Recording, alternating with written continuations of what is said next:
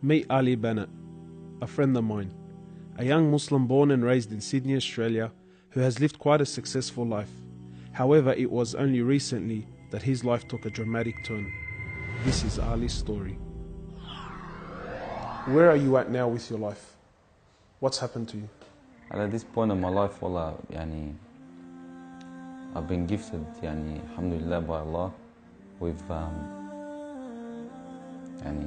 cancer throughout my body, and I've changed my whole life to sort of helping people. Why do you call it a gift, Ali? And alhamdulillah, it's a gift because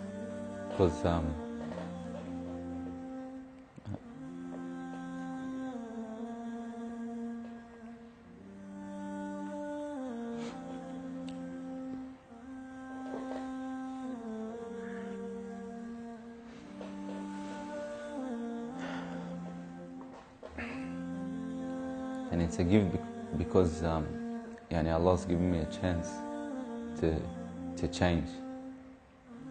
What has having cancer, what has it opened your eyes to? SubhanAllah, everything in life, even the smallest gift, like breathing fresh air.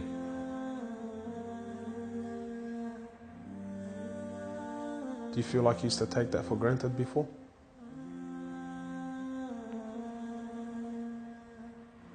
How long have you had cancer for? 4 months now.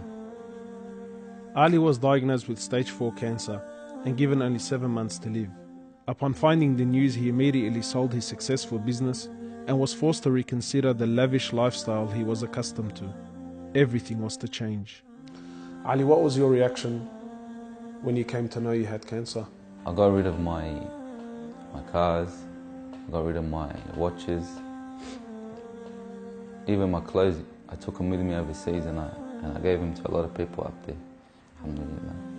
So I wanted to try to leave this world without anything. So you were on a mission to get rid of your dunya. It wasn't until Ali invited us into his room that we truly understood the luxurious lifestyle that he was living and the extent of the sacrifice that he was making. What's all this, Ali? Talk to me, explain this. It's a bracelet, costs about 60,000. $60,000. Yeah. What do you have in these boxes, Ali? They're all my shoes, alhamdulillah.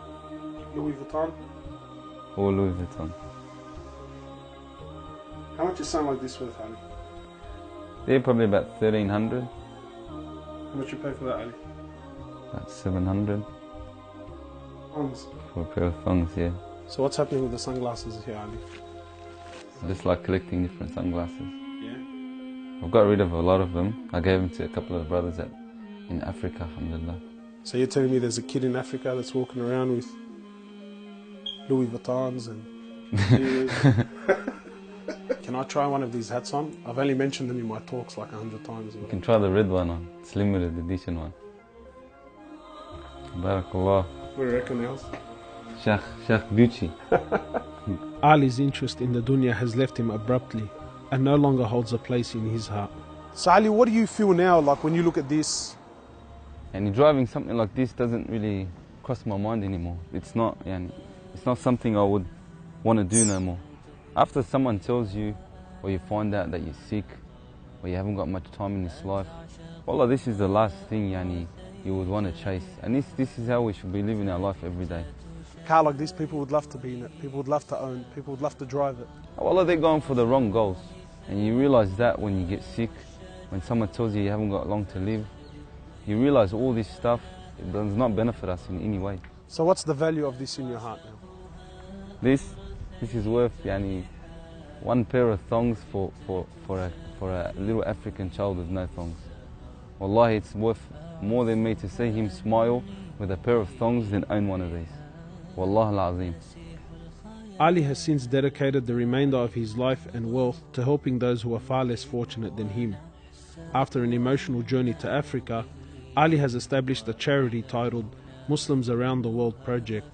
The organization wasted no time in the construction of a masjid and a school in Africa to serve as an ongoing charity for him when he finally has to depart this world.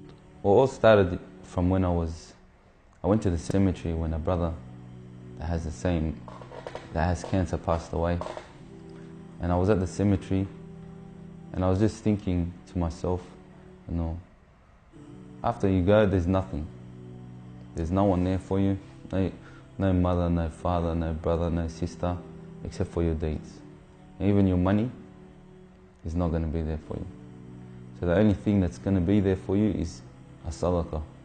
And that's the only thing that's going to help you gradually through your time in the grave till you get to the ultimate destination.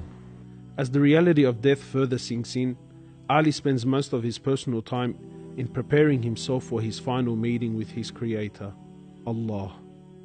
The Prophet of Allah says, sallallahu alaihi wasallam, more or less, he says, he who loves to meet Allah, Allah loves to meet him. And he who hates to meet Allah, Allah hates to meet him. Are you loving to meet Allah? Because of this cancer, I've been advised by one of the brothers to take a special drug to help me with pain and stuff. And subhanAllah, it's very strong.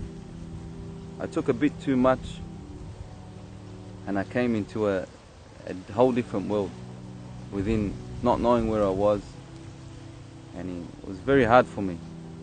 And subhanAllah, I actually seen things I've never seen before.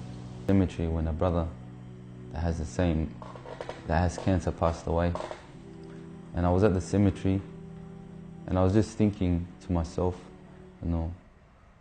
after you go, there's nothing. There's no one there for you. No mother, no father, no brother, no sister, except for your deeds. And even your money is not going to be there for you. So the only thing that's going to be there for you is a sadaqah. And that's the only thing that's going to help you gradually through your time in the grave till you get to the ultimate destination. As the reality of death further sinks in, Ali spends most of his personal time in preparing himself for his final meeting with his Creator, Allah. The Prophet of Allah says, sallallahu alaihi wasallam, more or less, he says, he who loves to meet Allah, Allah loves to meet him. And he who hates to meet Allah,